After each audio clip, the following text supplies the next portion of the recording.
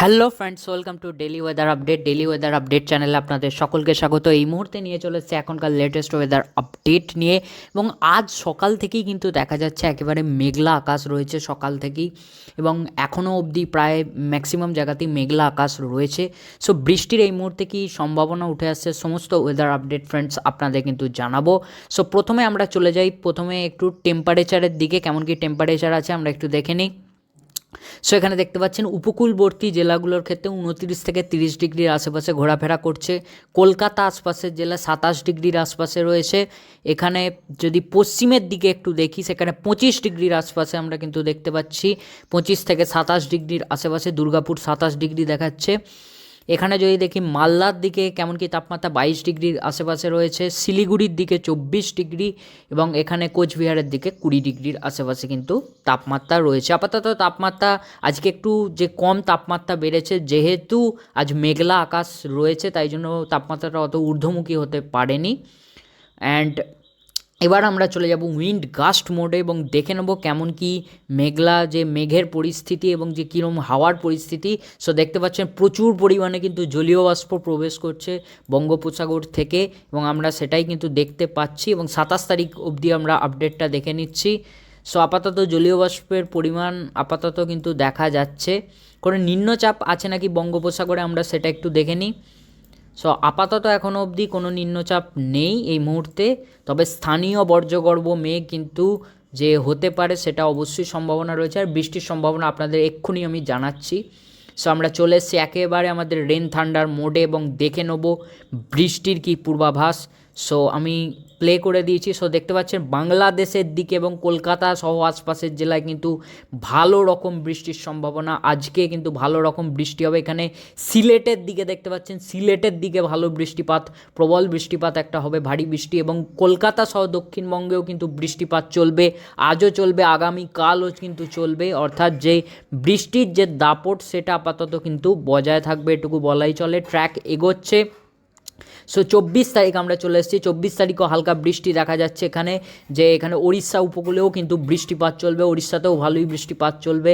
কলকাতা সহ দক্ষিণবঙ্গে এবং উপকূলবর্তী জেলা, পশ্চিমের জেলা, সব জায়গাতেই কিন্তু আমরা ভালো রকম বৃষ্টি কিন্তু এবার দেখতে পাচ্ছি 24 তারিখ। এবং এখানে 25 তারিখ এবার ঢুকছে, এবং বাংলাদেশেও ভালো রকম কিন্তু ঝড় বৃষ্টির পূর্বাভাস থাকছে। অর্থাৎ আপাতত বলাই চলে এবার কিন্তু ঝড় বৃষ্টির একটা ইনিংস সেটা কিন্তু শুরু হতে চলেছে, অলরেডি হয়েও গেছে। হতে চলেছে নয়, দুদিন আগে থেকে আমরা বৃষ্টি, হালকা হালকা বৃষ্টি, ঝড়ো হাওয়া দেখতে পাচ্ছি। সো ঝোড়ো হাওয়া সহ একটা ভালো রকম বৃষ্টির পূর্বাভাস থাকছে দক্ষিণবঙ্গের জন্য, বাংলাদেশ এবং যে ওড়িশা জন্য। এবং উত্তরবঙ্গেরটা আমরা দেখব। আগে আমরা এইখানে গোটা ট্র্যাকটা আমরা দেখে নিই যে দক্ষিণবঙ্গের ক্ষেত্রে। সো দেখতে পাচ্ছেন কতটা পরিমাণে মেঘ উঠছে।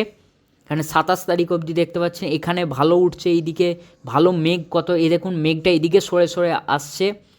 সো একটা ভালো রকমই কিন্তু বৃষ্টির পূর্বাভাস যে থাকছে এটা কিন্তু বলাই চলে, দেখতে পাচ্ছেন। এবং বর্জ্য বিদ্যুৎ সহ কিন্তু বৃষ্টির পূর্বাভাস থাকছে, এটা কিন্তু বলাই চলে। 27 তারিখ অবধি বর্জ্য বিদ্যুৎ সহ কিন্তু বৃষ্টিপাত চলবে।